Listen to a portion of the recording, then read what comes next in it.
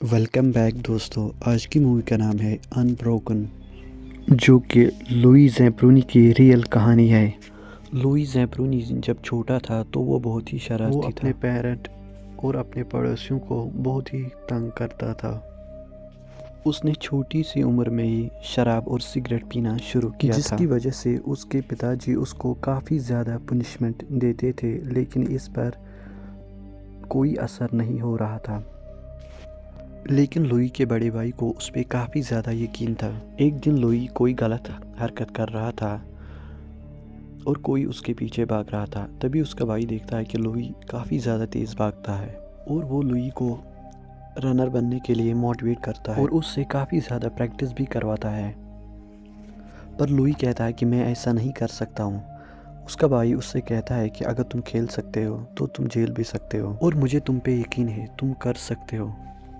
अब उनके स्कूल में एक रेस होती है और लुई उसमें काफ़ी अच्छा भागता है। अब ये दिखाया जाता है कि लुई प्रैक्टिस कर रहा होता है और उसका भाई उसके पीछे साइकिल पे होता है और लुई भागते भागते बड़ा हो जाता है। इसके बाद फिर से एक रेस होती है जिसमें लुई काफ़ी ज़्यादा तेज़ भागता है और एक वर्ल्ड रिकॉर्ड बनाता है, जिसमें लुई 4 मिनट में 1 माइल तक भागता है और आज तक किसी ने इतनी तेज़ दौड़ नहीं लगाई थी। इसकी वजह से लुई की सिलेक्शन ओलंपिक में हो जाती है और इसके बाद ओलंपिक शुरू हो जाता है। ओलंपिक में वो 5000 मीटर की रेस में हिस्सा लेता है। शुरू में तो वो सारे राउंड में पीछे रहता है, लेकिन लास्ट राउंड में वो इतना तेज़ भागता है कि वो एक वर्ल्ड रिकॉर्ड बनाता है कि आखिरी राउंड में कोई इतना तेज़ नहीं भागा था। और इसके बाद वर्ल्ड वॉर 2 स्टार्ट होता है और अब लुई अमेरिका की सेना में होता है और इस समय अमेरिका और जापान के बीच में लड़ाई चल रही होती है। तभी इन लोगों का प्लेन जो होता है वो काफ़ी ज़्यादा पुराना होता है और वो समंदर में क्रैश हो जाता है। इस क्रैश में सिर्फ 3 लोग बच जाते हैं, जिसमें लुई भी होता है। अब ये लोग बोट में बैठ जाते हैं। इनके पास 2 बोट होती है और खाने के लिए कुछ चॉकलेट और थोड़ा सा पानी। अगली सुबह को वहाँ पे एक प्लेन आ जाता है और वो लोग उसे गन फायर भी देते हैं, लेकिन वो लोग उन्हें नहीं देखते हैं और प्लेन चला जाता है। अब उन्हें समंदर में कई दिन हो चुके हैं और भूख और प्यास से उनका काफ़ी बुरा हाल है। तभी उनकी किस्मत चमक जाती है और उनकी बोट पे एक पक्षी आ जाता है और वो लोग सावधानी से उसको पकड़ते हैं। इसके बाद वो उसे खाते हैं, लेकिन इनमें से किसी को भी ये हज़म नहीं होता है और वो लोग उल्टियाँ करते हैं। अब उनमें से एक कहता है कि हम लोग मछलियाँ पकड़ेंगे क्योंकि हमारे पास चारा है, और वो लोग मछलियाँ पकड़ना शुरू करते हैं। अब इनके पास खाना आ गया है। तभी एक रात समंदर में तूफ़ान आ जाता है और वो लोग मरते मरते बच जाते हैं। वो लोग समंदर से मछलियाँ तो पकड़ते हैं, लेकिन पीने के लिए पानी कहाँ से लाएंगे। लेकिन तभी बारिश हो गई है और वो उन लोगों ने काफ़ी पानी पिया और कुछ पानी जमा भी किया।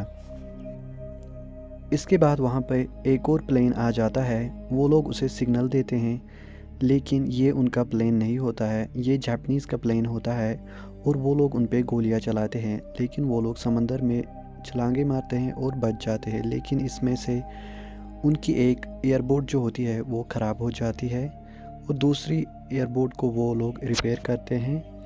अब वो तीनों एक ही एयरबोट में हैं।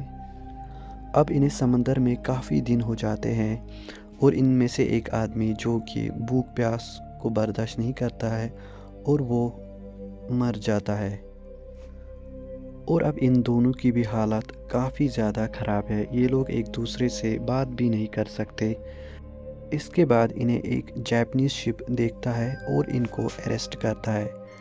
एक कैंप में ले जाते हैं जहाँ पे लुई को ये लोग पहचानते हैं कि ये ओलंपिक का एक खिलाड़ी है। अब इनसे यहाँ पे कुछ इन्फॉर्मेशन ली जाती है और इनको एक और जेल में शिफ्ट करते हैं जो कि टोक्यो में होता है।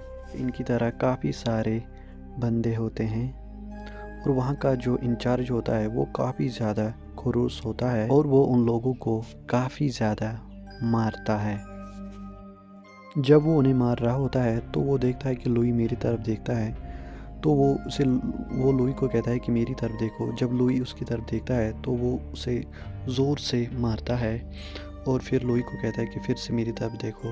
پھر لوئی اس کی طرف دیکھتا ہے تو اسے پھر سے مارتا ہے، اور پھر لاسٹ میں کہتا ہے کہ میری آنکھوں میں کبھی نہیں دیکھنا۔